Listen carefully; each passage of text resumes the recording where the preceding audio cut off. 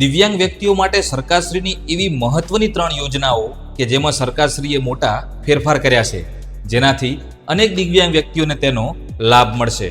તો કઈ કઈ આ 3 યોજનાઓ છે અને શું ફેરફાર કર્યા છે એ તમામ માહિતી આપણે આ વિડીયોમાં મેળવીશું.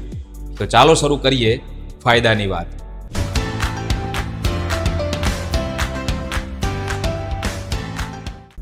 મિત્રો, સૌથી પહેલી યોજના છે દિવ્યાંગ લગ્ન સહાય યોજના. આ યોજના હેઠળ અત્યાર સુધી સરકારશ્રી એક દિવ્યાંગ વ્યક્તિને સામાન્ય વ્યક્તિ સાથે લગ્ન કરવા માટે 50,000ની સહાય કરતી હતી અને દિવ્યાંગ વ્યક્તિ જો દિવ્યાંગ વ્યક્તિ સાથે લગ્ન કરે તો 50 + 50 1 લાખની સહાય કરતી હતી. પરંતુ આ તારીખ 1/4/2025થી સહાયની રકમ સરકારે વધારી દીધી છે અને હવે 50ના બદલે 75,000 સહાય થઈ ગઈ છે.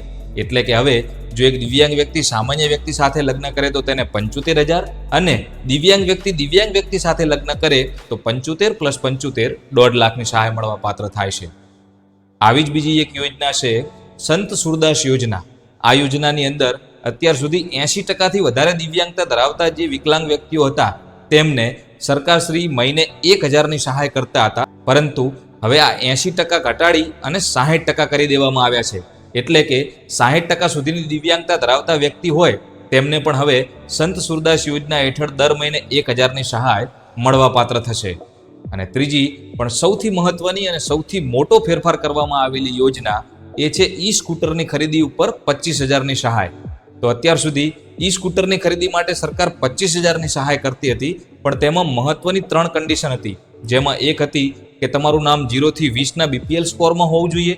બીજી હતી કે તમારું શેક 2011 એટલે કે વસ્તી ગણતરી 2011માં નામ હોવું જોઈએ. અને ત્રીજું કે એની અંદર ફક્ત ઈ સ્કૂટર જ તમે ખરીદી શકતા હતા. પરંતુ આ 3 કન્ડિશન સરકારે હટાવી દીધી છે. એટલે કે હવે આ યોજનાનો લાભ લેવા માટે તમારું નામ BPL યાદીમાં હોવું જરૂરી નથી. બીજું કે તમારે શેક 2011માં નામ હોવું જરૂરી નથી. અને ત્રીજું કે તમારે ફક્ત ઈ સ્કૂટર જ ખરીદવું એવું પણ હવે જરૂરી નથી.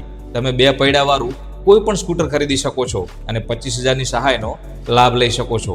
તો આમાંથી કઈ યોજના વિશે તમારે વિગતવાર માહિતી જોઈએ છે એ યોજનાનું નામ તમે કોમેન્ટમાં જણાવો. અને આવી જ મહત્વની યોજનાઓ માટે આપણી ચેનલને સબસ્ક્રાઇબ કરી લેજો. મળીએ કોઈ નવી માહિતી સાથે. ત્યાં સુધી જય ખોડિયાર.